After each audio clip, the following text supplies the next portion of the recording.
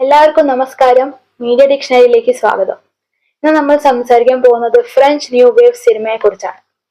French new wave അല്ലെങ്കിൽ ലാ നോവേൽ vague 1950s അവസാനത്തിൽ ഫ്രാൻസിൽ സ്റ്റാർട്ടായ ഒരു പുതിയ സിനിമ മൂവ്മെന്റ് ആണ്. ഈ മൂവ്മെന്റിന്റെ മെയിൻ ഐഡിയ സിനിമ ഓൾഡ് സ്റ്റൈലിൽ മാത്രം ചെയ്യേണ്ട എന്നല്ല. ഡയറക്ടേഴ്സ് പുതിയ രീതിയിൽ സ്റ്റോറീസ് പറയാൻ ട്രൈ ചെയ്തു. അവർ സ്റ്റുഡിയോയിൽ ഷൂട്ട് ചെയ്യുന്നതിന് പകരം റിയൽ ലൊക്കേഷൻസിൽ ഷൂട്ട് ചെയ്തു. നാച്ചുറൽ ലൈറ്റായി യൂസ് ചെയ്തു. വലിയ ക്യാമറാസ് യൂസ് ചെയ്യുന്നതിന് പകരം അവർ ചെറിയ ക്യാമറ കൊണ്ട് ഷൂട്ടിംഗ് കംപ്ലീറ്റ് ആക്കി. അതുകൊണ്ട് സിനിമ കൂടുതൽ നാച്ചുറൽ ആയി ഫീൽ ആയി.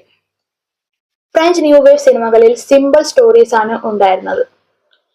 ക്യാരക്ടേഴ്സിന്റെ ഇമോഷൻസ്, റിലേഷൻഷിപ്പ്, ലൈഫ് പ്രോബ്ലംസ് എന്നിവയ്ക്കൊക്കെ കൂടുതൽ ഇമ്പോർട്ടൻസ് കൊടുക്കാൻ തുടങ്ങി. Fast editing, jump cuts, direct camera look പോലെ പുതിയ ടെക്നിക്സ് അവർ യൂസ് ചെയ്തു.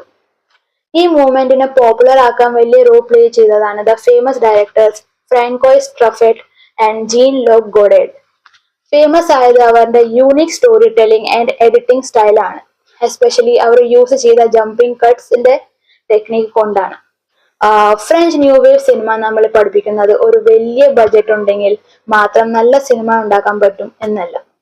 ഒരു നല്ല ഐഡിയ, ക്രിയേറ്റിവിറ്റി, കോൺഫിഡൻസ് ഉണ്ടെങ്കിൽ കുറഞ്ഞ ബഡ്ജറ്റിലും നമുക്ക് പവർഫുൾ സിനിമ ക്രിയേറ്റ് ചെയ്യാം.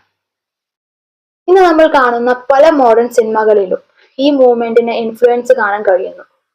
അതുകൊണ്ട് French new wave cinema world cinema ഹിസ്റ്ററിയിൽ വളരെ ഇമ്പോർട്ടന്റ് ആയ ഒരു മൂവ്മെന്റ് ആയി മാറി. ഇതിനെക്കുറിച്ച് നിങ്ങളുടെ അഭിപ്രായം എന്താണെന്ന് തീർച്ചയായും അറിയിക്കുക. നന്ദി, നമസ്കാരം.